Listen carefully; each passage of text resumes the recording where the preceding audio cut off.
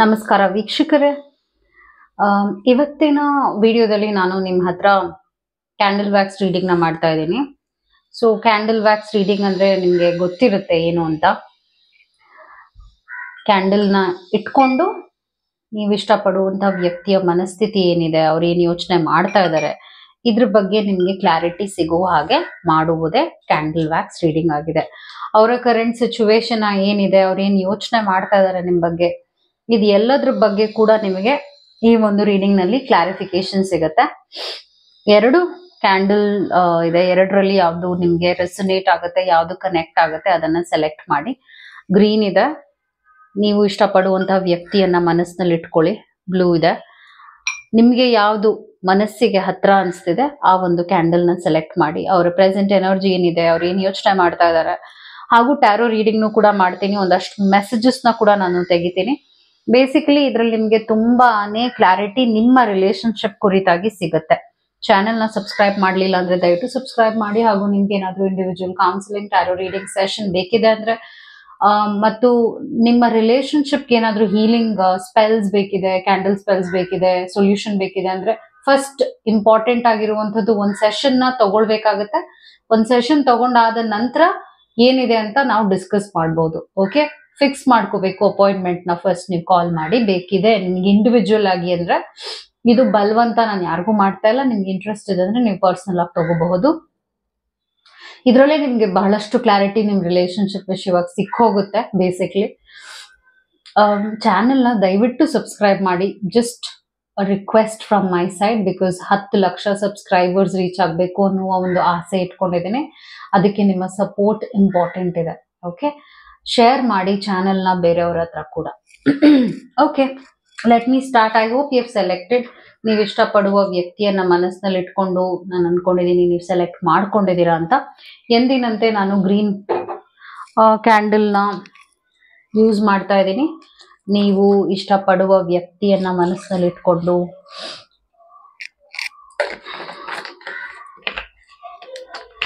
ಮೂರು ಸಲ ಅವ್ರ ಹೆಸರು ಹೇಳಿ and we'll start the reading ನ ಶುರು ಮಾಡೋಣ.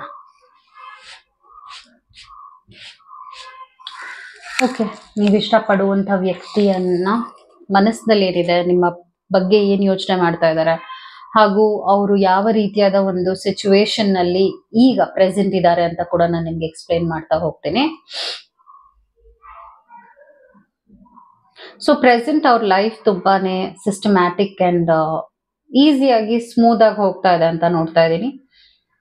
ಹಾಗೂ ಅವರು ನಿಮ್ಮ ಬಗ್ಗೆ ಯೋಚನೆ ಮಾಡ್ತಾ ಇದ್ದಾರೆ, ಅದು ಇದೆ. ಒಂದು ಕ್ವೆಶನ್ ಮಾರ್ಕ್ ಮಾಡ್ಕೊಳ್ತಾ ಇದ್ದಾರೆ.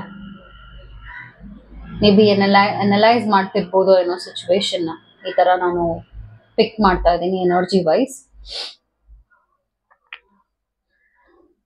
ಮತ್ತು ಆದಷ್ಟು ಒಂಟಿಯಾಗಿ ಇರೋಕ್ ಇಷ್ಟಪಡ್ತಾ ಇಲ್ಲ ಈಗ ಪ್ರೆಸೆಂಟ್ ಇವರು.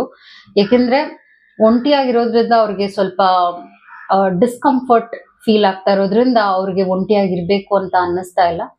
ಸೊ ಫ್ರೆಂಡ್ಸ್ ಜೊತೆ ಟೈಮ್ ಸ್ಪೆಂಡ್ ಮಾಡೋದು ಹಾಗೂ ಆಚೆ ಹೋಗೋದು, ಈ ತರದೊಂದು ಆಕ್ಟಿವಿಟೀಸ್ ನ ಪ್ರೆಸೆಂಟ್ ಇಟ್ಕೊಳ್ತಾ ಇದ್ದಾರೆ, ಹಾಗೆ ವರ್ತಿಸ್ತಾ ಇದ್ದಾರೆ. ಬೇಸಿಕ್ಲಿ ಬ್ಯುಸಿಯಾಗೆ ಇಟ್ಕೋಬೇಕು. ಬೆಟರ್ ನಾನು ಬ್ಯುಸಿ ಆಗಿದ್ರೇನೆ, ಇಲ್ಲಾಂದ್ರೆ ಏನೇನೋ ಯೋಚನೆ ಬರುತ್ತೆ. ಹೀಗೆ ಅವ್ರ ಮೈಂಡ್ ನ ಅವರು ಡೈವರ್ಟ್ ಮಾಡ್ಕೊಳ್ತಾ ಇದ್ದಾರೆ ಪ್ರೆಸೆಂಟ್. ಇದನ್ನೇ ನೋಡ್ತಾ ಇದೀನಿ. ಅಂದ್ರೆ ಅವ್ರ ರೊಟೀನ್ ಚೆನ್ನಾಗಿದೆ, ಲೇಜಿ ಆಗಿಲ್ಲ ಈ ವ್ಯಕ್ತಿ. ಏನ್ ಮಾಡ್ಬೇಕಿದೆ ಅದೆಲ್ಲ ಕೆಲ್ಸಗಳನ್ನ ನಿಭಾಯಿಸ್ಕೊಂಡು ಮಾಡ್ಕೊಂಡು ಹೋಗ್ತಾ ಇದ್ದಾರೆ. ಅವಾಗವಾಗ ನೀವು ಅವ್ರ ಮನ್ಸಿಗೆ ಬರ್ತೀರಾ. ನಿಮ್ಮ ಸಿಚುವೇಶನ್ ನೋ ಕಾಂಟ್ಯಾಕ್ಟ್ ಇರಬಹುದು, ಸಡನ್ ಆಗಿ ಮಾತು ಬಿಟ್ಟಿರಬಹುದು, ಏನೂ ಮಾತಾಡದೆ ಹಾಗೆ ನಿಮ್ ಲೈಫ್ ಇಂದ ಹೊಟ್ಟೋಗಿರ್ಬೋದು, ಸೈಲೆಂಟ್ ಟ್ರೀಟ್ಮೆಂಟ್ ಇರಬಹುದು. ಬೇಸಿಕ್ಲಿ ನಿಮ್ಮ ಅವರ ನಡುವೆ ಡಿಸ್ಟೆನ್ಸ್ ಇದೆ, ಇಮೋಷನಲ್ ಡಿಸ್ಟೆನ್ಸ್ ಪಿಕ್ ಮಾಡ್ತಾ ಇದ್ದೀನಿ. ಹಾಗೂ ಈ ವ್ಯಕ್ತಿ ಏನ್ ಯೋಚನೆ ಮಾಡ್ತಾ ಇದ್ದಾರೆ ಅಂದ್ರೆ, ಈ ತರ ಆಗ್ಬಾರ್ದಾಗಿತ್ತು ಅನ್ನುವ ಒಂದು ಪಶ್ಚಾತ್ತಾಪ ಕೂಡ ಇದೆ ಇವರಿಗೆ. ಹೀಗಾಗದೆ ಹೋಗಿದ್ರೆ ಚೆನ್ನಾಗಿರ್ತಿದ್ವಿ ಅಲ್ವಾ ನಾವು ಅಂತ ಕೂಡ ಯೋಚನೆ ಮಾಡ್ತಾ ಇದ್ದಾರೆ ಈ ವ್ಯಕ್ತಿ.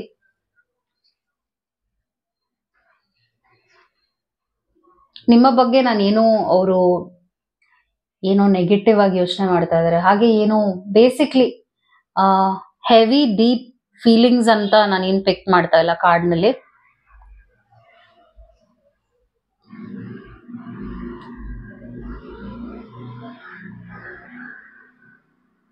ಆದ್ರೆ ನಿಮ್ಮ ಅವರ ನಡುವೆ ಏನಾಗಿತ್ತು, ಒಂದು ಪ್ರಾಬ್ಲಮ್ ಏನು ಅಕರ್ ಆಗಿತ್ತು ಪಾಸ್ಟ್ ನಲ್ಲಿ, ಆ ತರ ಸಿಚುವೇಶನ್ ಆಗದೆ ಹೋಗಿದ್ರೆ ಎಷ್ಟು ಚೆನ್ನಾಗಿರ್ತಿತ್ತು ಅಂತ ಕೂಡ ಅವರು ಅಂದ್ರೆ ಅದನ್ನ ಅವಾಯ್ಡ್ ಮಾಡಬಹುದಾಗಿತ್ತಲ್ಲ ಅಂತ ಯೋಚನೆ ಮಾಡ್ತಾ ಇದಾರೆ ಈ ವ್ಯಕ್ತಿ. ಆದ್ರೆ ಅವ್ರಿಗೆ ಇವಾಗ ಪ್ರೆಸೆಂಟ್ ಏನ್ ಅನ್ಸ್ತಿದೆ ಅಂದ್ರೆ ಈಗ ರಿಸಾಲ್ವ್ ಮಾಡ್ಕೊಳಕ್ ಆಗಲ್ಲ, ಯಾಕಂದ್ರೆ ನಿಮ್ಮ ಮೈಂಡ್ ಚೇಂಜ್ ಆಗ್ತಾ ಇದೆ ಹಾಗೂ ಅವರ ಮೈಂಡ್ ಚೇಂಜ್ ಆಗ್ತಾ ಇದೆ. ಇಬ್ರೂನು ಮಾತಾಡೋಕೆ ಒಂದು ಅರ್ಥಪೂರ್ಣವಾದ ರಿಲೇಶನ್ಶಿಪ್ ನ ಮತ್ತೆ ಶುರು ಮಾಡಕ್ಕೆ ಇಬ್ರು ಹೆದರ್ಕೊಳ್ತಾ ಇದಾರ. ನೀವು ಹೆದರ್ಕೊಳ್ತಿದ್ದೀರಾ ಮತ್ತು ಈ ವ್ಯಕ್ತಿ ಕೂಡ ಹೆದರ್ಕೊಳ್ತಾ ಇದಾರೆ. ಜವಾಬ್ದಾರಿ ತಗೊಳಕ್ ಆಗತ್ತಾ ಅನ್ನುವಂತ ಒಂದು ಕಾನ್ಫಿಡೆನ್ಸ್ ಈ ವ್ಯಕ್ತಿಗಿಲ್ಲ ಪ್ರೆಸೆಂಟ್. ಅದು ನಾನು ಪಿಕ್ ಮಾಡ್ತಾ ಇದ್ದೀನಿ. ಇದು ಬೇಸಿಕ್ಲಿ ಸ್ಕ್ಯಾಟರ್ಡ್ ಎನರ್ಜಿ ನೋಡ್ತಾ ಇದ್ದೀನಿ. ಸ್ಕ್ಯಾಟರ್ಡ್ ಎನರ್ಜಿ ಅಂದ್ರೆ ಅಷ್ಟು ಒಳ್ಳೆಯ ಕಾನ್ಫಿಡೆನ್ಸ್, ಕಮಿಟ್ಮೆಂಟ್, ಈ ರಿಲೇಶನ್ಶಿಪ್ ಬಗ್ಗೆ ಕಮಿಟ್ಮೆಂಟ್ ಈ ವ್ಯಕ್ತಿಗೆ ಸಿಗ್ತಾ ಇಲ್ಲ. ಮತ್ತೆ ದೂರ ಆಗ್ತೀವೇನೋ ಅಂದ್ರೆ ಈಗ ಸರಿ ಹೋದ್ರುನು ಮತ್ತೆ ದೂರ ಆಗ್ತೀವೇನೋ ಆತರ ಆತಂಕಗಳನ್ನ ಅವರು ಯೋಚನೆ ಮಾಡ್ತಾ ಇದಾರೆ. ಇವರು ಮೂವ್ ಆನ್ ಆಗೋದೇ ಬೆಟರ್ ಏನೋ, ಅದೇ ಸೊಲ್ಯೂಷನ್ ಇರಬೇಕು, ಹಾಗೆಲ್ಲ ಯೋಚನೆ ಮಾಡ್ತಾ ಇದಾರೆ ಈ ವ್ಯಕ್ತಿ.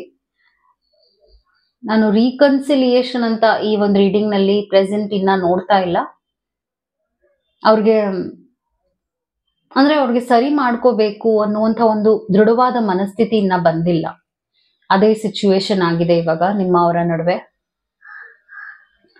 ಯಾಕಂದ್ರೆ ಅವ್ರು ಏನ್ ಅನ್ಕೊಳ್ತಿದಾರೆ ಅಂದ್ರೆ ರಿಲೇಶನ್ಶಿಪ್ ಹಾಳಾಗೋಗಿದೆ ಅಲ್ಲ, ಸರಿ ಮಾಡ್ಕೊಳಕ್ ಆಗತ್ತಾ, ಸರಿ ಹೋಗ್ತೀವ, ಈ ತರ ಎಲ್ಲ ಯೋಚನೆ ಮಾಡ್ತಾ ಇದಾರೆ. ಸೊ ಅವರು ಸ್ಟೆಪ್ಸ್ ತಗೊಳಕ್ಕಿನ್ನ ಪ್ರೆಸೆಂಟ್ ರೆಡಿ ಇಲ್ಲ. ಯಾಕೆಂದ್ರೆ ಇವರ ಪ್ರಕಾರ ಒಂದ್ಸಲ ಏನಾದ್ರು ಹಾಳಾಯ್ತು ಅಂದ್ರೆ ಹಾಳಾಯ್ತು, ಅದನ್ನ ಸರಿ ಮಾಡಕ್ ಆಗಲ್ಲ, ಈ ತರ ಒಂದು ಮೆಂಟಾಲಿಟಿ ಇವ್ರದ್ದು. ಇವ್ರ ಪ್ರಕಾರವಾಗಿ ಇವರು ಸರಿ ಮಾಡ್ಕೋಬಹುದು, ನಾವು ಸರಿ ಹೋಗ್ಬೋದು, ಈ ತರ ಒಂದು ಪಾಸಿಟಿವ್ ಅಪ್ರೋಚ್ ಇಲ್ಲ ಇವ್ರದ್ದು. ಒಂದ್ಸಲ ಕೈ ಬಿಟ್ಬಿಟ್ರೆ ಅಷ್ಟೇ, ಅಂದ್ರೆ ನಾನು ಡಿಸೈಡ್ ಆಗ್ಬಿಟ್ರೆ ಮುಗೀತು, ನಾನು ಮತ್ತೆ ವಾಪಸ್ ಸರಿ ಮಾಡ್ಕೊಳಕ್ ರೆಡಿ ಇಲ್ಲ, ಈ ತರ ಒಂದು ಯೋಚನೆ ಇದೆ. ಆದ್ರೆ ಅವ್ರ ಹಾರ್ಟ್ ನಿಮ್ಮ ಕಡೆಗೇನೆ ಸೆಳೆಯುತ್ತೆ ಅವಾಗವಾಗ. ಆ ವ್ಯಕ್ತಿ ನೀವಿಬ್ರು ಸ್ಪೆಂಡ್ ಮಾಡಿರುವಂತ ಬ್ಯೂಟಿಫುಲ್ ಟೈಮ್ನು ಕೂಡ ಅವ್ರು ಯೋಚನೆ ಮಾಡ್ತಾರೆ, ಅದ್ರ ಬಗ್ಗೆ ಚಿಂತೆ ಮಾಡ್ತಾರೆ. ಬೇಸಿಕ್ಲಿ ಅವ್ರಿಗೆ ರಿಗ್ರೆಟ್ ಕೂಡ ಇದೆ, ಹೀಗಾಗದೆ ಹೋಗಿದ್ರೆ ಚೆನ್ನಾಗೇ ಇರ್ತಿತ್ತಲ್ಲ, ನಾನೇ ಹಾಳು ಮಾಡ್ಬಿಟ್ನೇನೋ, ನಾನೇ ಆತರದಲ್ಲಿ ಏನೋ ಮಾತಾಡ್ಬಿಟ್ನೇನೋ. ಆದ್ರೆ ಅವ್ರು ಇನ್ನ ಬೇಸಿಕ್ಲಿ ಆಕ್ಷನ್ ತಗೊಳಕ್ ರೆಡಿ, ಅಂದ್ರೆ ಮಾತಾಡಿ ಸರಿ ಮಾಡ್ಕೋಬಹುದು, ಆದ್ರೆ ಇವ್ರು ಮಾತಾಡಕ್ಕೂ ರೆಡಿ ಇಲ್ಲ. ಯಾಕಂದ್ರೆ ಒಂದು ಬ್ಲಾಕೇಜ್ ನೋಡ್ತಾ ಇದ್ದೀನಿ, ರಿಲೇಶನ್ಶಿಪ್ ನಲ್ಲಿ ಬ್ಲಾಕೇಜ್ ಇದೆ.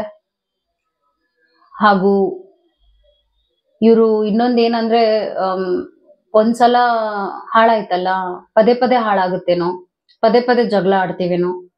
ಸೊ ಇವರ ಒಂದು ಅಪ್ರೋಚ್ ಹೇಗಿದೆ ಅಂದ್ರೆ ಒಂದ್ಸಲ ನಾವೇನೋ ಮಾಡಕ್ ಹೋದ್ವಿ, ಅದು ಹಾಳಾಯ್ತು ಅಂದ್ರೆ ನಾವ್ ಏನಕ್ಕೆ ಮತ್ತೆ ಅದನ್ನ ಸರಿ ಮಾಡ್ಕೋಬೇಕು, ಹೊಸದಾಗಿ ಇರುವಂತ ಒಂದು ರಿಲೇಶನ್ಶಿಪ್ಗೆ ಹೋಗ್ಬೋದಲ್ಲ, ಈ ತರ ಕೂಡ ಅವ್ರು ಯೋಚನೆ ಮಾಡ್ತಾ ಇದಾರೆ. ಆದ್ರೆ ಅವ್ರಿಗೆ ಅವರ ಮೈಂಡ್ ಸೆಟ್ಗೆ ಅಥವಾ ಅವರ ಒಂದು ಪರ್ಸನಾಲಿಟಿಗೆ ಸೂಟ್ ಆಗುವಂತ ವ್ಯಕ್ತಿ ಇನ್ನ ಅವ್ರ ಲೈಫಿಗೆ ಬಂದಿಲ್ಲ.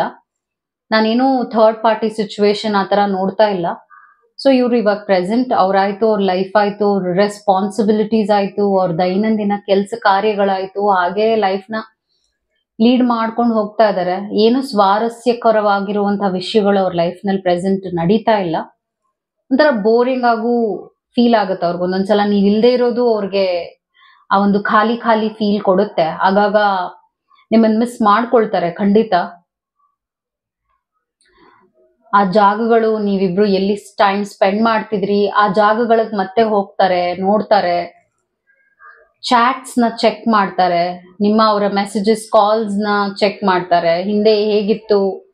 ಸೊ ಅವರ ಹಿಂದಿನ ಕನೆಕ್ಷನ್ ನಿಮ್ ಜೊತೆ ಹೇಗಿತ್ತು ಅದ್ರ ಬಗ್ಗೆ ಕೂಡ ಅವರು ಇನ್ನೊಂದ್ ಸ್ವಲ್ಪ ಡೀಪರ್ ಲೆವೆಲ್ ಆಗಿ ಅನಾಲಿಸಿಸ್ ಮಾಡ್ತಾ ಹೋಗ್ತಿದ್ದಾರೆ. ಆದ್ರೆ ಇನ್ನ ಅವರು ಮುಂದೆ ಏನೋ ಸ್ಟೆಪ್ಸ್ ತಗೋತಾರೆ ಆ ತರದ್ ಏನೋ ನೋಡ್ತಾ ಇಲ್ಲ. ನಾನ್ ನಿಮ್ಗೆ ಟ್ಯಾರೋ ರೀಡಿಂಗ್ ನಲ್ಲಿ ಕ್ಲಾರಿಫಿಕೇಶನ್ ಕೊಡ್ತೀನಿ. ಬಟ್ ಪ್ರೆಸೆಂಟ್ ನಲ್ಲಿ ಏನಿದೆ ಅಂದ್ರೆ ಅವ್ರಿಗೆ ಒಂದು ಫೈರ್ ಎನರ್ಜಿ, ಅಂದ್ರೆ ನೀವು ಬೇಕೇ ಬೇಕು ಅನ್ನೋ ಹಠ ಇನ್ನ ಬಂದಿಲ್ಲ. ಈ ವ್ಯಕ್ತಿ ಮನಸ್ಥಿತಿ ಆಗಿದೆ, ಸರಿ ಮಾಡ್ಕೊಂಡ್ ಬಿಡೋಣ ಅಂದ್ರೆ ಒಂದು ಫೋರ್ಸ್ ಇನ್ನ ನಿಮ್ ಕಡೆಗೆ ಬಂದಿಲ್ಲ.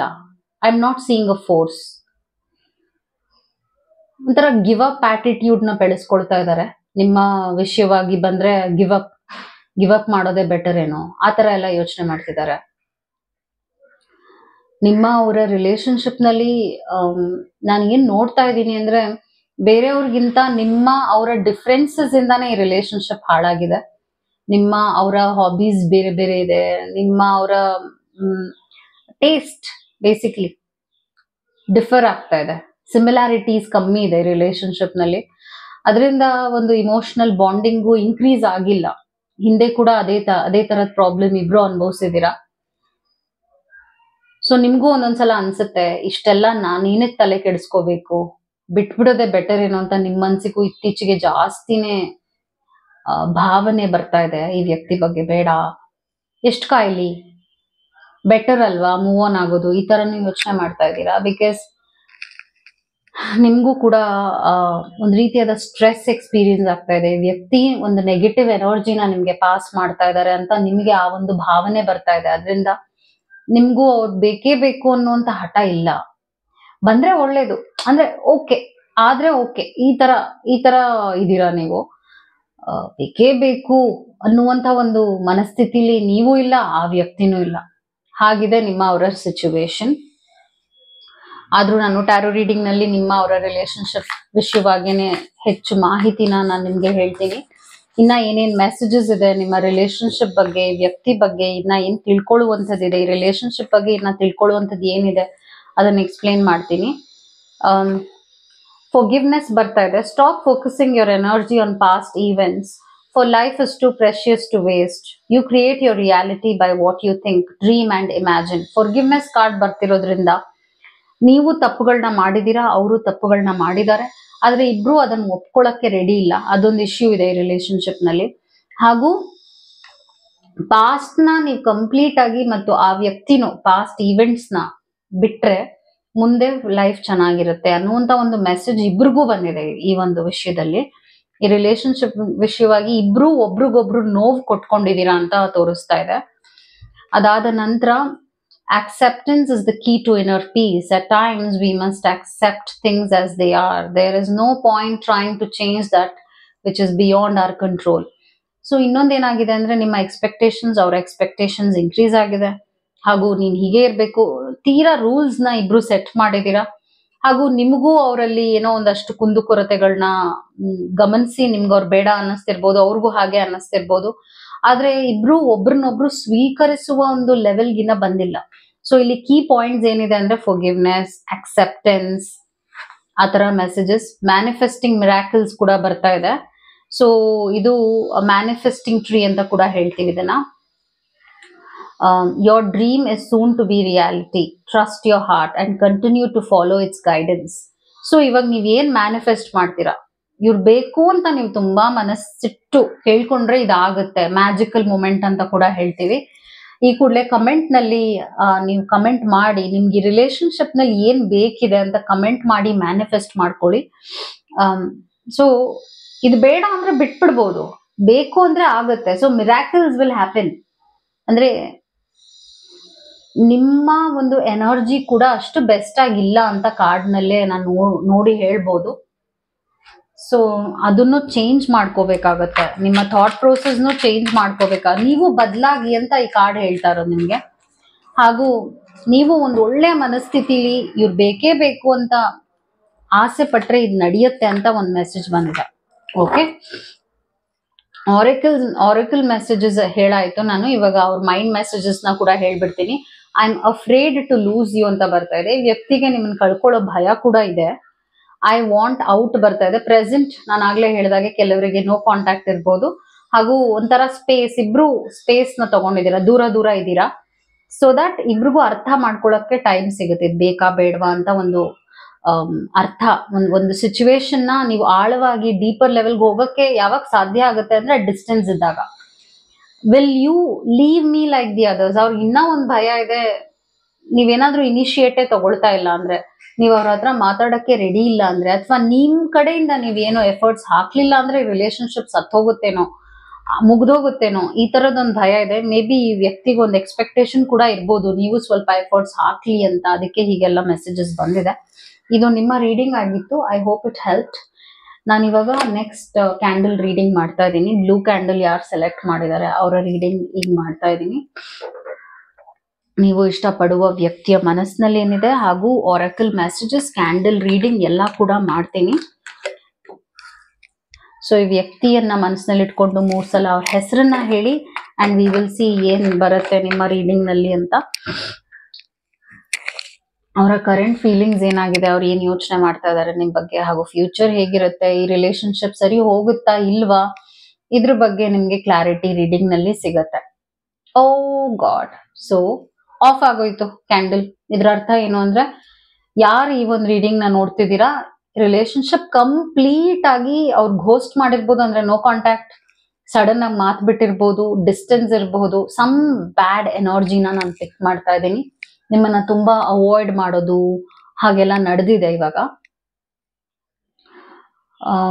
ಸೊ ಪ್ರೆಸೆಂಟ್ ಇವಾಗ ಇವ್ರ ಮೈಂಡ್ ಅಲ್ಲಿ ಏನಿದೆ ಅಂತ ನಾನು ನಿಮ್ಗೆ ನೋಡಿ ಹೇಳ್ತೀನಿ. ಅವರು ಒಂದು ಆಳವಾದ ಯೋಚನೆಗೆ ಹೋಗ್ತಾ ಇದ್ದಾರೆ ಇತ್ತೀಚೆಗೆ.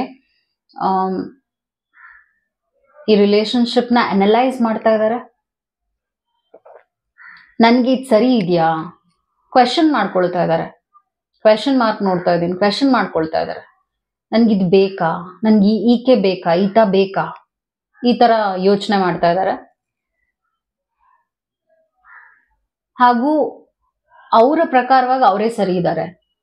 ನಾನೇ ಎಲ್ಲ ಮಾಡಿದ್, ನಾನ್ ಸರಿ ಇದ್ದೀನಿ, ನನ್ ಕಡೆಯಿಂದ ಏನು ಪ್ರಾಬ್ಲಮ್ ಇಲ್ಲ, ಆ ತರನು ಯೋಚನೆ ಮಾಡ್ತಾ ಇದ್ದಾರೆ. ಸೊ ಅವರ ತಪ್ಪುಗಳನ್ನ ಅವ್ರು ಈಗ್ಲೂ ಒಪ್ಕೊಳ್ತಾ ಇಲ್ಲ. ಅವರು ಮಾಡ್ತಾ ಇರೋ ಪ್ರಾಬ್ಲಮ್ಸ್, ಅವರು ಕ್ರಿಯೇಟ್ ಮಾಡಿದ ಪ್ರಾಬ್ಲಮ್ಸ್ ರಿಲೇಶನ್ಶಿಪ್ ನಲ್ಲಿ, ಅದನ್ನು ಒಪ್ಕೊಳ್ಳಕ್ಕೂ ರೆಡಿ ಇಲ್ಲ. ಕೋಪ ಇದೆ ನಿಮ್ ಮೇಲೆ, ಇರಿಟೇಷನ್ ಇದೆ ನಿಮ್ ಮೇಲೆ, ಹಾಗೂ ನೀವು ಅವ್ರಿಗೆ ಬೆಲೆ ಕೊಟ್ಟಿಲ್ಲ ಅನ್ನುವಂತ ನೋವು ಕೂಡ ನಾನು ರೀಡಿಂಗ್ ನಲ್ಲಿ ನೋಡ್ತಾ ಇದ್ದೀನಿ. ಸೊ ಬೇಸಿಕ್ಲಿ ಅವ್ರಿಗೆ ಏನ್ ಅನ್ನಿಸ್ತಿದೆ ಪ್ರೆಸೆಂಟ್ ಅಂದ್ರೆ, ಈ ರಿಲೇಶನ್ಶಿಪ್ ಹಾಳಾಗಕ್ಕೆ ನೀವೇ ಕಾರಣ. ಹೀಗೆ ಅವರು ನಿಮ್ಮನ್ನ ಒಂದು ಸ್ಥಿತಿಗೆ ಹಾಕಿದ್ದಾರೆ. ಏನೇ ಆಗ್ತಿದ್ರು ಕೂಡ, ಈಗ ನಾವಿಬ್ರು ಮಾತಾಡ್ತಿಲ್ಲ ಅಂದ್ರೆ ನೀನೇ ಕಾರಣ, ನಿನ್ನಿಂದಾನೇ ಹೀಗಾಯ್ತು. ಸೊ ಈ ತರದ್ ಒಂದು ಎನರ್ಜಿನ ನಿಮ್ ಕಡೆಗೆ ಹಾಕ್ತಾ ಇದ್ದಾರೆ. ಬೇಸಿಕ್ಲಿ ನಾನು ಫ್ಲೇಮ್ ತುಂಬಾ ಸ್ಟ್ರಾಂಗ್ ಆಗಿ ಹೈ ಆಗಿ ಬರ್ತಿರೋದ್ರಿಂದ ನಿಮ್ಮ ಮೇಲೆ ಅವ್ರಿಗೆ ಏನೋ ಒಂದು ಕೆಟ್ಟ ಕೋಪ ಇದೆ ನೋಡ್ತಾ ಇದ್ದೀನಿ. ಹಾಗೂ ಅವ್ರು ಏನೋ ನಿಮ್ಮಿಂದ ಎಕ್ಸ್ಪೆಕ್ಟ್ ಮಾಡಿದ್ರು, ಅದು ನಿಮ್ಮಿಂದ ಸಿಕ್ಕಿಲ್ಲ. ಹಾಗೂ ನೀವು ಅವ್ರ ವಿರುದ್ಧವಾಗಿ ಹೋಗಿದ್ದೀರಾ ಅನ್ನೋ ಕೋಪ ಇದೆ. ನೀವು ಅವ್ರನ್ನ ಅರ್ಥ ಮಾಡ್ಕೊಂಡಿಲ್ಲ ಅನ್ನುವಂಥ ಕೋಪ ಇದೆ ಇವ್ರಿಗೆ. ಅವರು ನಿಮ್ಮ ಪಾಯಿಂಟ್ ಆಫ್ ವ್ಯೂಗೆ ಇನ್ನ ಬಂದೇ ಇಲ್ಲ. ಅಂದ್ರೆ ನಿಮ್ ಮನಸ್ಥಿತಿ ಹೇಗಿದೆ, ನಿಮ್ಗೆ ಹೇಗಿದೆ ಎಫೆಕ್ಟ್ ಆಗ್ತಾ ಇದೆ, ನಿಮ್ಗಿದು ಈ ತರದ್ ಒಂದು ಡಿಸ್ಟೆನ್ಸ್, ಅದನ್ನ ನೀವ್ ಹೇಗ್ ತಗೋತಾ ಇದ್ದೀರಾ, ಇದನ್ನ ಅವರು ಹ್ಯಾಂಡಲ್ ಮಾಡಕ್ಕೋ ಯೋಚನೆ ಮಾಡಕ್ಕೋ ಒಂಚೂರು ರೆಡಿ ಇಲ್ಲ. ಅವರ ಪ್ರಕಾರವಾಗಿ ನಿಮ್ದೇ ಪ್ರಾಬ್ಲಮ್, ನಿಮ್ಮಿಂದಾನೇ ಹಾಳಾಯ್ತು, ನಾನೇನೂ ಮಾಡಿಲ್ಲ, ನನ್ ಕಡೆಯಿಂದ ನಾನು ಎಲ್ಲಾನು ಸಪೋರ್ಟ್ ಮಾಡಿದೀನಿ, ಈ ರೀತಿಯಾದ ಯೋಚನೆ ಇವ್ರು ಮಾಡ್ತಾ ಇದ್ದಾರೆ. ಸೊ ಅವ್ರ ತಪ್ಪುಗಳನ್ನು ಕೂಡ ಅವರು ಪರಿಗಣಿಸ್ತಿಲ್ಲ. ನಿಮ್ದೇನೆ ಇದು ಪ್ರಾಬ್ಲಮ್, ನೀವೇ ಏನೋ ಮಾಡಿದೀರಾ, ಹೀಗೆ ನಿಮ್ಮ ಬಗ್ಗೆನೆ ಅವರು ಈಗೋನ ಫಿಲ್ ಮಾಡ್ಕೊಂಡಿದ್ದಾರೆ. ಅವರೆಲ್ಲ ಅವರೇ ಈಗೋನ ಫಿಲ್ ಮಾಡ್ಕೊಂಡಿದ್ದಾರೆ. ಮತ್ತು ಪ್ರೆಸೆಂಟ್ ಏನಿದೆ ಅಂದ್ರೆ, ಅವರು ಎಂಟಿನೆಸ್ ಎಕ್ಸ್ಪೀರಿಯನ್ಸ್ ಮಾಡ್ತಾ ಇದ್ದಾರೆ. ಖಾಲಿ ಖಾಲಿ ಆಗಿದೆ ಮನಸ್ಥಿತಿ, ಅಷ್ಟು ಪಾಸಿಟಿವ್ ಆಗಿದೆ ಇಲ್ಲ. ನೀವ್ ಇಲ್ದೇ ಇರೋದು ಅವ್ರಿಗೆ ಇರಿಟೇಷನ್ ಆಗ್ತಾ ಇದೆ. ಅಂದ್ರೆ ಅವ್ರ ಲೈಫ್ ನಲ್ಲಿ ಇವಾಗ ನೀವಿಲ್ಲ ಅಂದ್ರೆ ಅದು ಅವ್ರಿಗೆ ಸಹಿಸ್ಕೊಳಕ್ ಆಗ್ತಾ ಇಲ್ಲ. ಅಟ್ ದ ಸೇಮ್ ಟೈಮ್ ನೀವ್ ಬೇಕು ಅನ್ನೋ ಹಠನೂ ಇದೆ ಈ ವ್ಯಕ್ತಿಗೆ. ಅಂದ್ರೆ ಈ ರಿಲೇಶನ್ಶಿಪ್ ಮುಗೀತು, ನಾನು ಆಗೋಯ್ತು ಅಂತ ಹೇಳಲ್ಲ, ಆದ್ರೆ ಇಬ್ರಲ್ಲೂ ಮನಸ್ತಾಪಗಳು ತುಂಬಾ ಇದೆ, ಅನ್ರಿಸಾಲ್ವ್ಡ್ ಪ್ರಾಬ್ಲಮ್ಸ್ ಇದೆ, ಅದನ್ನ ಸಾಲ್ವ್ ಮಾಡ್ಕೋಬೇಕಾಗತ್ತೆ ಇಬ್ರು ಕೂಡ. ಹಾಗೂ ಅವ್ರೇನ್ ಯೋಚನೆ ಮಾಡ್ತಾ ಇದ್ದಾರೆ ಅಂದ್ರೆ, ನೀವೇ ಹೋಗ್ಬೇಕು, ನೀವೇ ಸರಿ ಮಾಡ್ಬೇಕು, ನೀವೇ ಫಿಕ್ಸ್ ಮಾಡ್ಬೇಕು, ನೀವೇ ಅವರನ್ನ ಕನ್ವಿನ್ಸ್ ಮಾಡ್ಬೇಕು. ಸೊ ನೀವ್ ಕನ್ವಿನ್ಸ್ ಮಾಡ್ಬೇಕು ಅಂತ ಎಕ್ಸ್ಪೆಕ್ಟ್ ಮಾಡ್ತಾ ಇದ್ದಾರೆ ಈ ವ್ಯಕ್ತಿ. ಸ್ವಲ್ಪ drama, this person is creating drama in your life ಅಂತ ಹೇಳ್ತೀನಿ. ಯಾಕಂದ್ರೆ ನಿಮ್ಗೂ ಒಂದ್ ರೀತಿಯ ಯಾಕೆ ಹೀಗೆಲ್ಲ ಆಗ್ತದೆ, ಏನಿದೆ, ಒಳ್ಳೇದಾ ಈ ತರ ಎಲ್ಲ ಇರೋದು, ಒಂಥರ ಕಿಡ್ಡಿಶ್ ಆಟಿಟ್ಯೂಡ್, ಈ ವ್ಯಕ್ತಿ ತೀರಾ ಇಮ್ಮೆಚ್ಯೂರ್ ಆಗಿ ಈ ಮಕ್ಕಳು ಹಠ ಮಾಡ್ತಾರಲ್ಲ ಹಾಗೆ ವರ್ತಿಸ್ತಾ ಇದ್ದಾರೆ. ಸೊ ಆ ಒಂದು ಇಮ್ಮೆಚ್ಯೂರಿಟಿ ಪಿಕ್ ಮಾಡ್ತಾ ಇದ್ದೀನಿ. ತಾಳ್ಮೆ ಇಲ್ಲ, ಕೋಪದಲ್ಲಿ ಈ ವ್ಯಕ್ತಿ ತುಂಬಾ ಕೋಪ, ಅಂದ್ರೆ ಅವರ ಇಮೋಷನ್ಸ್ ಹತೋಟಿನಲ್ಲಿಲ್ಲ.